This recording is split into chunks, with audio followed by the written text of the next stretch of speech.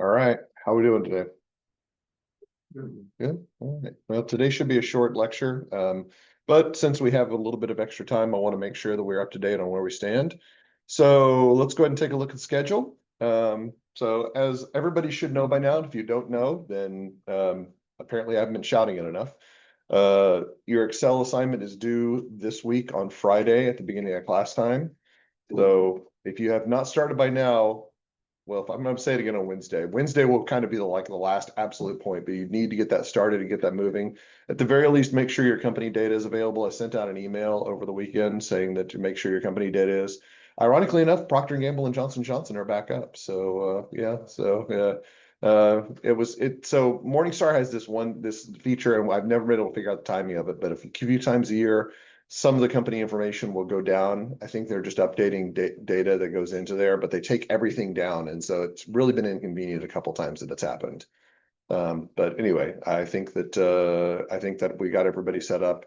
I think on the request, I said, reach out to Clayton if you have questions. If you could CC me on those questions, if you have questions for Clayton, I'm going to let him try to handle it if he can. But he came to me with a question earlier today, and I said, yeah, we'll just start moving to CCs from moving forward. But I'll do my best to address those. So please remember, as I've said before, and I'm going to say it again, and I'll probably say it again on Wednesday, this is not a difficult assignment. It is a lengthy assignment. If you do not put sufficient time and effort into it, you will not get it done in time. And if you don't get it done in time, that means you get less than a 15 out of 20. If you get less than a 15 out of 20, you're going to have plenty of time because you're going to be sitting with me during finals week. Okay. This is the one assignment that I hold in rigid criteria.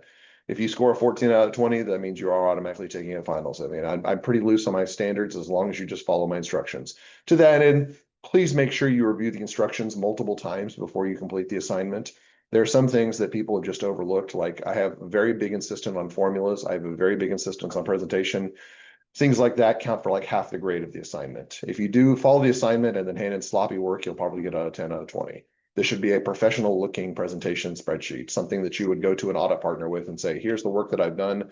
Are you proud of how it looks? And they say, great job. Okay. I should be holding my thumb and saying great job, even though I won't be grading them. So that still should be the standard that you're going for. Okay. So with that, please keep that in mind. Week after that, week 13 and week 13, we have professional interactions due.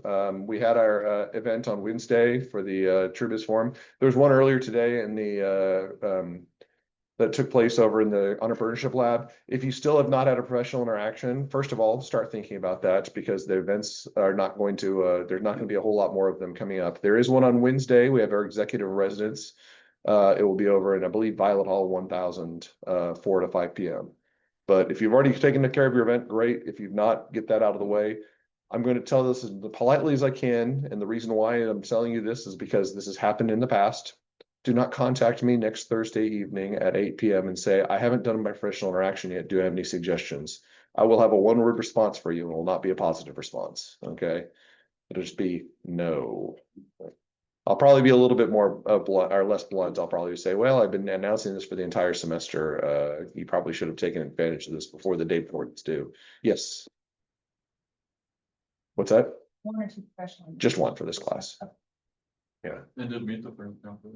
Meet the Firms does not count for that. Yeah. So, because Meet the Firms does not count as not a presentation event. So now, if you did something ancillary to Meet the Firms, like if you did the networking event the night before, like the Beta Office I had a round table. If you did something like that, that would count. But basically, anything that any professional presentation by Beta Alpha Psi, Delta Sigma Phi, or a group like that would count. Any of the professional presentations on campus, anything like that. The one on Wednesday would definitely count because that's the executive residence that I can always count. So yeah. Oh, and then just as a note, we have exam 3 coming up in week 14, the middle of the week. I've already told you basically I will not review the exams until you come back from Thanksgiving. That's not because I'm a mean, spiteful person. I mean, I am, but that's not the reason. The reason is the timing just worked out that way, and I didn't want you all have to come in on Friday. I will post the grades on Brightspace and give you a little bit of a detailed grade breakdown, but we'll talk about it in more detail when you come back. So I understand having sat for 3 months waiting for my CPA exam results, I understand the stress and paranoia that gets associated with that. So I will let you know so you can have a little peace of mind. But I wouldn't worry too much about it. I would try to enjoy your Thanksgiving break, eat some turkey if that's what you're into, so yeah. I didn't mean to make that sound bad. I mean, eating turkey is great. I love turkey. I'm just saying, I was trying to say if somebody doesn't like turkey or they got a family that does something different, then by all means, this is really going downhill quickly. So yeah. So let's get started on today's topic. So today we're going to talk about the human resource management process, human resource management process. Auditing in this area is pretty straightforward. That's all I'm going to say to it. We're going to talk about some few high-level concepts. This will be an area that we have some focus on, but it's nowhere near as important as what we're going to be talking about with revenue and purchasing. Okay. So if we were talking about areas of emphasis for the upcoming exam and I were to break down the chapters, I would say revenue and purchasing process are somewhere between 50 and 70% of the emphasis on the exam. Okay. This is maybe like 10%, possibly 20%, depending on what I ask. The reason I mention that is I've already told you that I'm going to have a question on the tables that are going to be associated with the controls. Does everybody remember those tables from last week? Got a great news for you. We've got a new one today. Just one for today. Okay. So this will be table number 5. There's a possibility that I will ask a problem that will include the human resource management problem. Just for a little bit of context, the way that problem works is that there's 3 possible iterations for the problem. One of them could be questions about controls over revenue, which if that's the case, it's going to be revenues and cash receipts. One of them would be a question about revenue or controls over purchasing, which would be purchasing and cash disbursements. The third possibility is that would be controls over the 2 that we haven't discussed yet, which would be human resources and inventory. So that's the possibility. That's why I say 10 to 20%, but it will not represent a large component of the exam. And I don't think it's going to be particularly difficult either, because this is a fairly easy chapter to conceptualize. Part of the reason I do this is that I do think it's important to talk about. If I had my druthers, I would combine this with another part of another lecture that's in the book, but there's not really any good way to combine this. So that's why we have a short lecture today. So what are we talking about when we talk about the human resource process? Well, human resources starts with the establishment of sound policies for hiring, training, evaluating, counseling, promoting, and compensating, and taking remedial actions for employees, which sounds like an awful lot. And if this were an HR class, we would be discussing all of those at length. But guess what? This is not an HR class. Okay. I'm not really well known or learned on human resources. Maybe I should sit in one of Professor Berkman's classes. He might treat. It's Dr. Lou. Dr. Lou's taking that over. Well, that would be good because she's a very enthusiastic and exciting individual. And I might learn something from the process, but likely not because I'm very ADHD. So yeah. So we're just going to say, let's keep this simple. And so what is it that the auditor is concerned about? From an operational perspective, the auditor could be concerned with many areas. I think if we brought in our friends from Spire Energy, if we brought in Andy Karcher and said, what is it that you do with respect to the HR process? He probably would talk about operational aspects. But this class is very focused on the financial auditing perspective, okay, the financial statement audit perspective.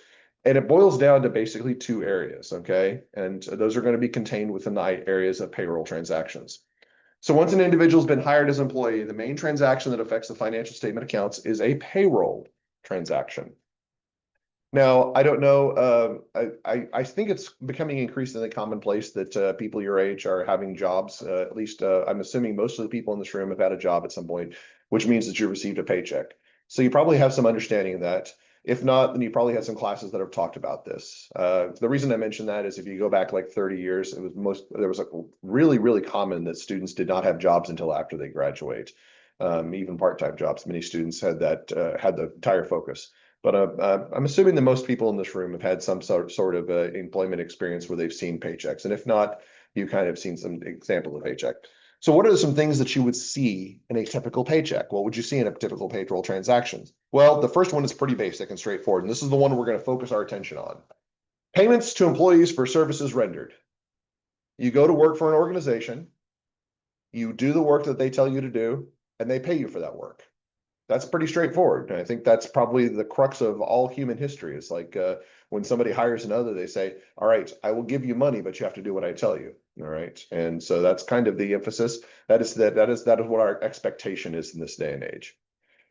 However, because we're accountants and because we live in an environment that's an evolved society, there's definitely going to be elements that are additionally associated with that. So the second category of elements would be accrual and payment of payroll liabilities arising from employee services, which include liabilities for Social Security and unemployment taxes.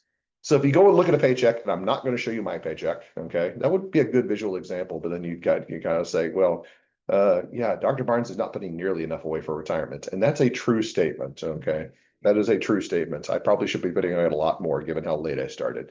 But you would look and see that there would be items that are traditional taxes. Okay, there would be taxes that are associated with federal and state taxes. And then we'd have some additional employment taxes, the Social Security, I should say, because that's half paid by the employer, half paid by the employee. So all those taxes associated with that, there would be additional deductions that are associated with it, like my benefits deductions would also be included in that. Now, that sounds really, really daunting to know that list, but the good news is, this is the great part, this is why this is such a short chapter, is that we do not have to learn that entire list. First of all, you've learned it in other classes, so I'm assuming familiarity with it. Now, if you don't have the familiarity with it, if you are not more informed than I am, because I gave you a very sparse and sporadic list, you may want to look back on it. But again, my assumption is everybody's got at least some level of familiarity with it. So what are the deductions that go into that? Those are going to be deductions that are pretty standard for every individual. There may be some very specialized deductions, particularly if we're talking about like garnishing of wages for some reason, okay?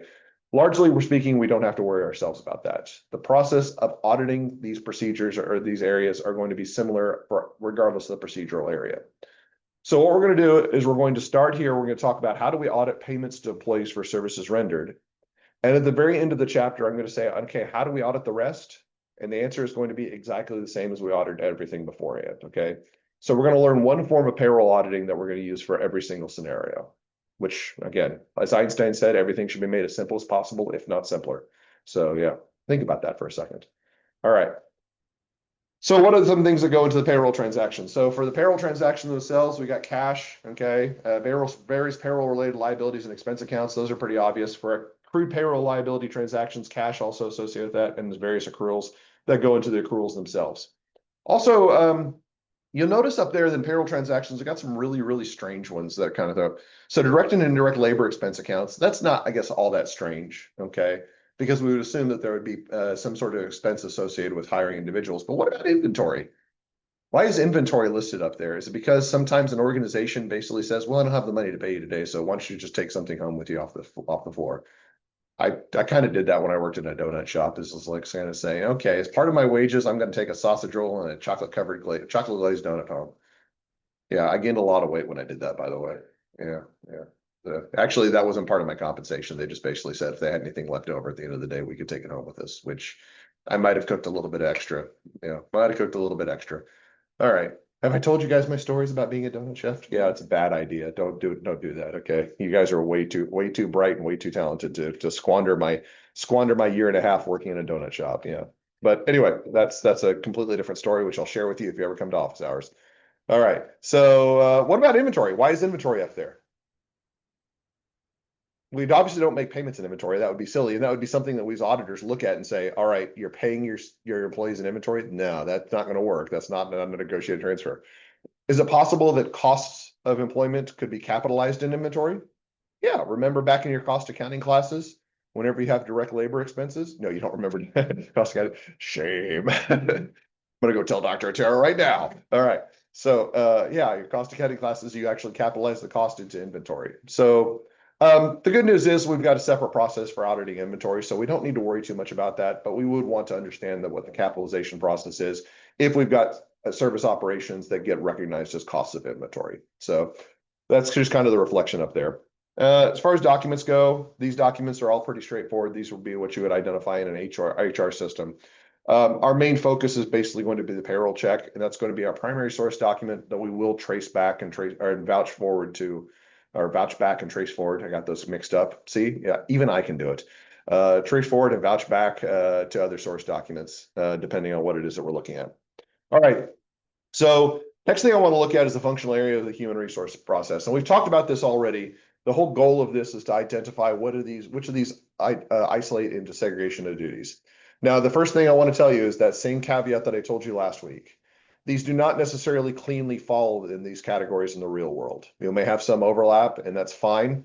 The second caveat I want to tell you is this is a lot less clean than it was for revenue and purchasing. Revenue and purchasing were fairly distinct. Even with the caveats that I threw out, they were fairly distinct.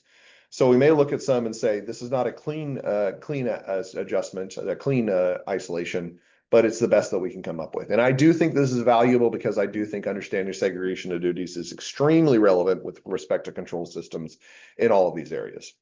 So first of all, functional areas, human resources, operating departments. So what do we mean by operating departments? This is obviously not specifically part of the payroll cycle. This is not part of human resources, but this is what the human resources was developed to do. We note that all organizations have multiple operating departments, and so, or at least large organizations, we should say. You're gonna say, what about Greek Corner Heroes? You think they have multiple operating departments? I say, good one. Okay. But most organizations have multiple operating departments, and those are the operating departments that need to be staffed. So we need to make sure that they have sufficient employees, and if they need more resources, then they reach out to HR and say, we got to go through the hiring process. That is what we did to an extensive degree last year in our department, the Department of Business and Economics. We had 4 faculty vacancies, so we spent all of last spring semester hiring new employees. That's why Dr. Liu is now here, as well as Professor Greiner and Dr. Ewell, and I'm going to forget somebody, Dr. Bartow. Yeah, Dr. Bartow.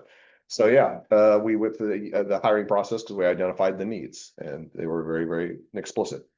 So then we actually talk about human resources. Their responsibility is to hire new employees and authorize pay. Now, what the work that we did as a department was not human resources in nature. Human resources is actually the final step in making sure they come here. So once they've been approved for hire, they go through the hiring process, the actual steps of getting somebody on as employee. Then the actual activities themselves are supervision. Okay, so the processes are going to be supervised by the departments themselves, monitoring approval employee activities.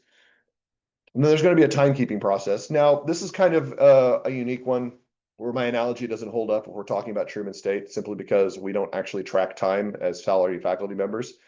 Other employees that work for the university, particularly those on staff, they would track their hours. So if we're talking about our department, like Dr. Caden and myself, we don't track our hours, which is probably a good thing, because we'd lose our minds if we did. And somebody like our administrative assistant, Erin. Has anybody met Erin? Everybody met her? She's very, very sweet, by the way. And I'm not just saying that because it's being recorded. Yeah, but she's the department assistant. She works on an hourly basis. She does track her hours. So this is going to be specific for tracking of time. Again, keep in mind that we may have tracking purposes that are very explicit, even if it's on salary basis, such as if we capitalize cost of inventory, we want to know what proportion of work went into that. So it can actually be timekeeping for salaried. You will find out when you go into the real world that even if you're a salaried employee, there may be time and expense tracking. I say time and X because that's what KPMG calls their tracking system, which I have very, very mixed feelings about that. So anyway, timekeeping, then payroll. That's the recording of the payroll transactions themselves. Okay, so the actual payment. Then cash disbursements, the processing of the payroll transactions, so getting the cash out to the individuals. And then the general ledger accounting. This is kind of the accounting accounts. This is kind of the accounting step. I guess it would be salaries payable is the best way to describe it if we're talking about a payable, and general ledger. This is kind of our redundant recording functions that are kind of the parallel to what we talked about back in revenues and purchasing. Reason I start mentioning a three-way match, we talked about this a little bit back in AIS, and I haven't mentioned it before, but we want to identify, are there documents that we can match across the process to ensure consistency? We actually alluded to that in the homework. Remember, we were saying, what is something that the invoice processing function would do? And they'd say they check documents against one another and make sure there's mathematical consistency. That's an example of the matching process for documentation. All right, so let's do our process here. Okay. So if we're talking about operating departments, this one's a little bit dicey, okay? So I called this a recording function, although I don't know how accurate that statement is. I think we would make a request and that could actually be construed as a record, okay? But there's probably not an official record from a broad auditing perspective. They are much more proprietary in nature. All right, human resources is a little bit more straightforward. Even though there's probably some recording functions that occur in human resources, the words that authorize pay and authorize employment, those are going to be pretty straightforward. So this is going to be largely an authorization function. Okay, once the approval the employee is identified. Supervision is also going to be an authorization function because you're not just monitoring and approval employee activities.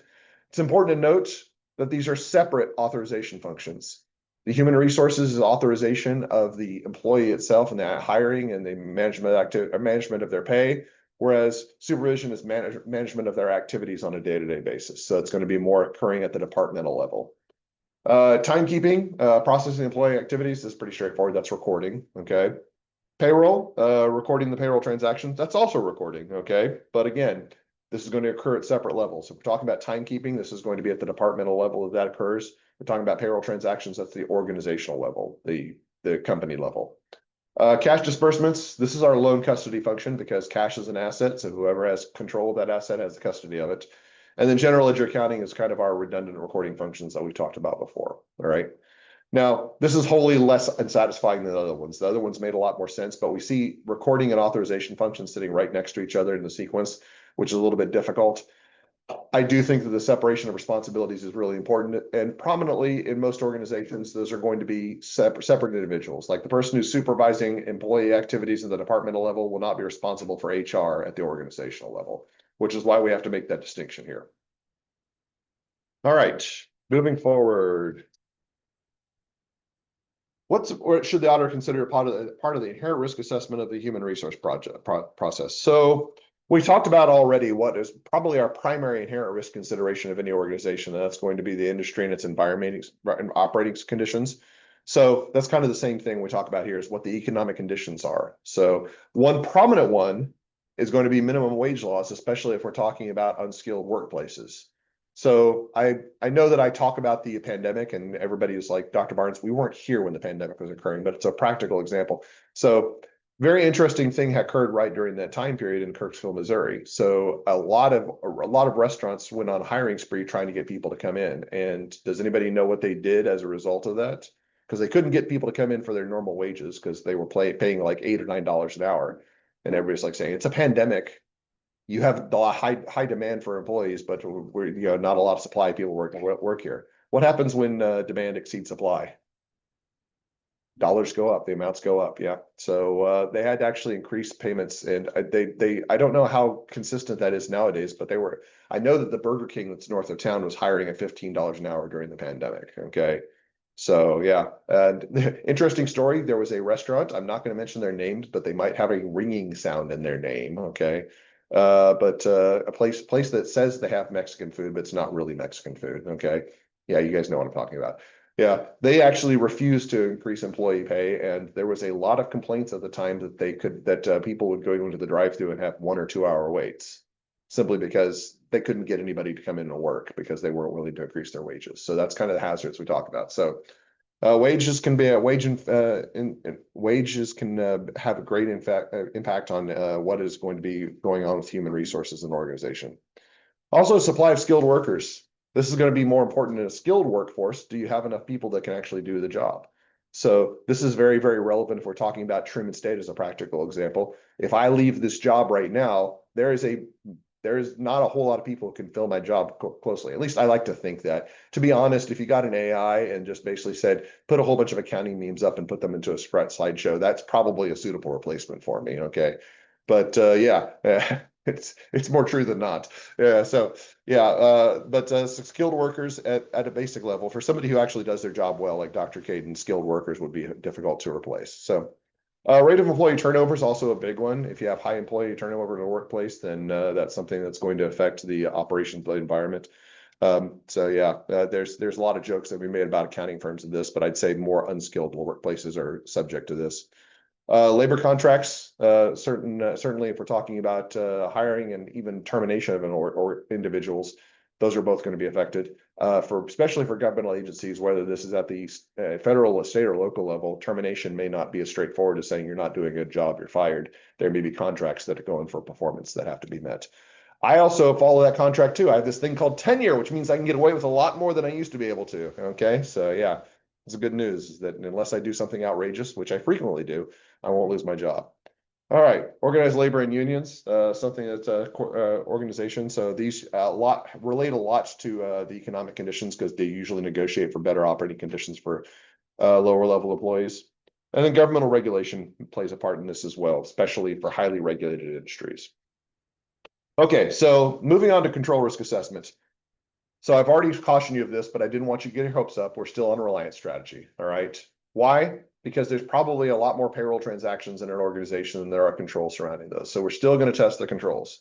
All right. So as you can guess, there's a table. I believe it's 428. I don't know if I've updated that, but it's table 12-5. Okay. Summary of the relevant assertions, possible misstatements, control activities, test of controls. You should focus on being able to understand the association between these rather than trying to memorize the table. So this is table number 5. You want to review this table. And basically the idea behind this is that you want to make sure that you understand what is the risk, what is the assertion, what is the proper control to implement in response to the risk and the assertion, and how do we test that control as auditors, which is just the control sequence. That's all we've talked about. That's all we focus on. It's a very heavy emphasis on the control sequence. So let's go and take a look at one. So let's see, completeness. All right, so making sure that completeness has been followed in the payroll process. So what would be an example of completeness being, or the possible risk associated with this? What if employees work their jobs, but it doesn't get recorded? Okay, I would say that's probably a pretty big risk. You probably have some very mad employees that they don't get their paycheck. So we want to make sure that the recording of work gets performed and actually gets, if it's performed, it actually gets recorded. So what would be an easy way to do this? Sequentially numbered documents. Remember we talked about this back in IIS, talked about NetSuite and how they automatically assign sequential documents for each of the transactions. We can do that for the payroll process too. For each of the timesheets that's listed or for each of the documents, even if it's virtual documentation, should be following a sequence. Why is that the case? Why do we want sequentially numbered documents? What happens if we go through a sequential process and there's a missing document? Is that something that we'd want to investigate? Or the organization would want to follow up on, say, all right, we have a timesheet here that should be number 505, but it's not here. So where did this timesheet go? Is this something that we need to follow up on and we need to make sure it gets recorded? If the answer is yes, then we can actually effectively do our job. All right. But that's the control. What is going to be an example of the auditor test for this control? We want to verify the numerical sequence of time cards and timesheets. So we actually look at the process and look at a sample of days when timesheets are submitted, and we make sure that all the timesheets fall within the range of whatever the first and the last one were. Very similar to the kind of the cutoff testing we did before, but this is more looking for gaps rather than trying to look at the time period in which they were recorded, making sure they followed in a particular sequence. So real quick, this is a question I've not asked before, but do all these support the completeness assertion? Okay. So what happens if we have a gap in the numerical sequence? It's likely that a timesheet cannot get recorded. Is that our primary concern with completeness? Is something gets recorded? Yeah, that's why we call it the recording assertion. Okay. So this is important to start thinking about now when you start working through this. Not only are you thinking about what it is that you use to test the assertions, but is it intuitive and sensible? Okay. So do we actually have a control that meets the completeness assertion, and is our test of control effectively test that particular assertion? And so that's going to be an example of doing that. All right. So this is kind of a reflection on something we've talked about. This is just a refresher. I throw this in here occasionally. This is not specifically relevant to payroll, but during risk assessment, the auditor establishes assess control risk based on understanding of client's controls. Following test of controls, the auditor documents the achieved control risk, which may be different than the established during detection risk. So what happens to detection risk of achieved control risk is the same as assessed control risk.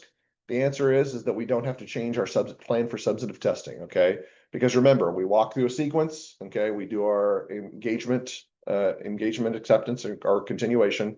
We then do risk assessment, test of controls, then substantive procedures. We're at the end of test of controls, so we've determined here's what we have achieved or determined control risk actually is. If it's the same as what we believed it was from the get-go, everything's fine. Our plan can move forward. But let's change the situation. What if achieved control risk is higher than our assessed control risk? So we assess control risk at moderate, then we reassess it. We say the actual control risk is high. Does that change our substantive procedures, scope of our substantive procedures? Yes, because if control risk becomes high, that means that likely risk of material misstatement becomes high, okay? In all likelihood, it's going to increase. Not always, about 99 out of 100 times, but most situations, risk of material misstatement become high. If risk of material misstatement is high, what does that mean about detection risk? Low. We like low detection risk. Low risk is good, right? No, we hate low detection risk. Okay, that's our tolerance for risk. If we have low tolerance for risk, that means we have to do a lot of work. So we have to change the scope of our substantive procedures. So what are some substantive analytic procedures in this area? Well, so the good news is is analytical procedures over payroll can be somewhat effective. Largely, we're going to be constrained in the same areas, but there are some additional opportunities that we don't have for revenue and purchasing process accounts. So let's just go ahead and review some of these. So compare current year balances in the various payroll accounts to the payroll's quarterly balances. What is that a description of? What type of analytical procedure do we talk about? It's a trend analysis, okay? So we're going to see a few of these. Compare payroll costs and percentage of sales within years, prior year's data. So that's kind of a ratio analysis combined with a trend analysis. Labor utilization rates and statistics with industry data. This would be more of a comparison with industry results, but it's still kind of a ratio and trend analysis.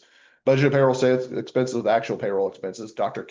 Otero would be so proud right now because I'm talking about budgeted amounts, but we want to make sure that there's any variances get investigated, as a good cost accountant would want you to do. And estimate sales commission by applying commission formulas to recorded sales totals. So this is an example of a model that we could use for analytical procedures, because we know what the sales amount is. We know what the commission that is paid on sales amounts. We just multiply the sales amount times the commission percentage. We come up with the commission expectation. What happens if those commissions are way too high or way too low? That's where we say we need to investigate further. If they're right on, if they're within a tolerable difference, that's where we can say we can accept the sales commission amount as a given correct, assuming that sales are also correct. For payroll-related accounts, we want to compare current year balances and payroll-related accrual accounts with prior year balance after adjusting for changes in conditions. This is kind of an interesting one. So first of all, this is just a trend analysis, but this is not a static trend analysis, because when we talk about changes in conditions, what might affect the amounts that go into it. This is actually very relevant because we just actually had our HR elections, human resource elections and benefits elections for Truman State. They started this morning. And so I didn't even realize that I was going to be talking about this today, but yeah, so my costs for my benefits that I have to, my contribution as an individual actually went up. What's the primary driver of my cost going up?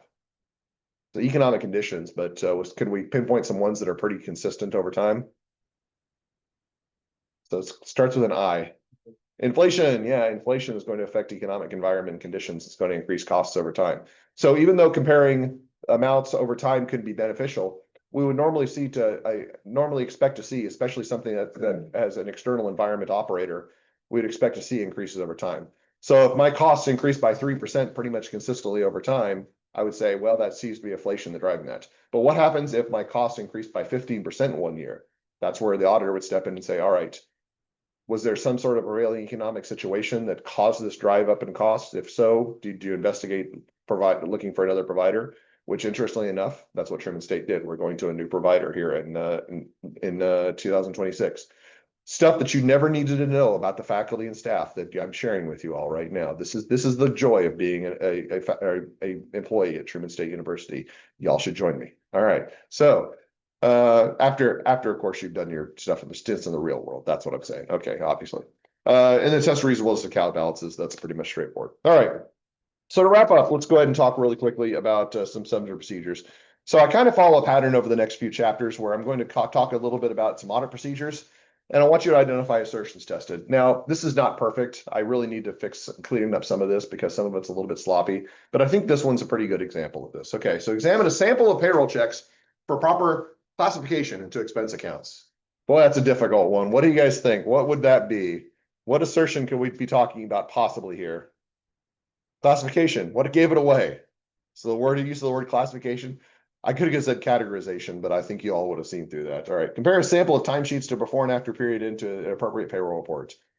What is a good example of that? Or is that an example of? That's cutoff, yes, cutoff testing. Recompute a sample of payroll checks for gross pay deductions and net pay. Yeah, this is VAA. Okay, it's VAA. Trace a sample of timesheets to the payroll register. First of all, before we answer this question, is trace being used properly in this situation? So which gets generated first? Timesheets or the payroll register?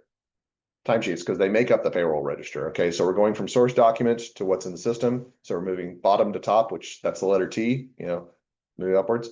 What does tracing test? Completeness, okay, completeness, all right. Batching a sample of payroll checks to the master employee list to verify validity. Again, same question. Are we moving the correct direction? Okay, this is a true vouching test. Payroll checks, where does the information for the payroll checks derive from? Like the hourly rate of pay comes from the master employee list. That's what's created by HR. So we're going from source document to the original creation document. So yeah, we're moving top to bottom. So that's vouching. What is this testing?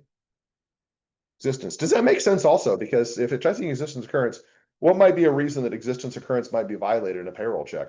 So somebody receives a check and they don't actually exist in the system. We're paying a fictitious employee. Is that an existence violation? Sure sounds like an existence violation because you can go up to the auditor and say, hey, you don't exist. And that fictitious employee would be like, darn, you figured out my trap. You figured out my trick. Actually, that would just be a weird conversation to have. Yeah. All right, one more. Let's do some more. So we're talking about account balances testing now. Search for unrecorded liabilities. This is weird. Didn't we do the search for unrecorded liabilities already? So could we possibly have unrecorded liabilities related to employees? Well, we already know that liability can be generated with associated employees. Those are payables.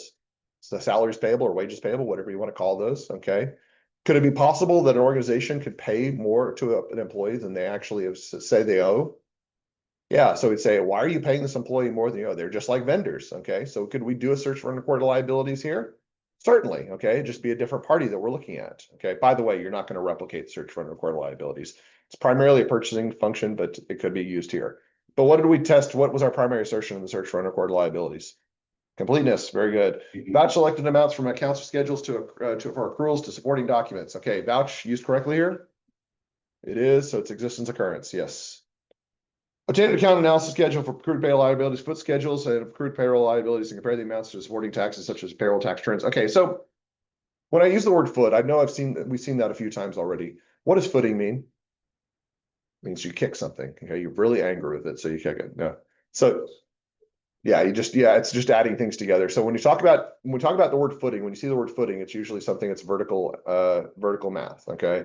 So the vertical totals match up. If you see the word cross-footing, that's horizontal totaling. Okay. So I wanted to put that on there. I'm not going to test on that, but that's something that you will see in the especially in the EWC documents that we'll be working at. Actually, I think we only got one left, but we'll still see that again. We'll see footing and cross-footing up here. So yeah, but what does that sound like? We're doing mathematical analysis. What assertion are we probably testing? VAA, very good. Review supporting documentation to determine that the entity is legally obligated to pay the liability. Legally obligated to pay the liability. Whatever could it be? Rights and obligations. Rights and obligations. Yes. Okay. So that's pretty much it, except for one slide left. And remember what I told you I was going to do at the very end of the slides? I said, okay, now how do we test everything else that's not a payroll transaction? Answer, the exact same way. Exact same way. Okay. Yeah. So yeah. That's all there is to it. I was going to tell a really bad joke, but you've had enough of bad jokes for today. So I'm just going to put Mr. T on the slides and say we're done for today. See you all on Wednesday for inventory.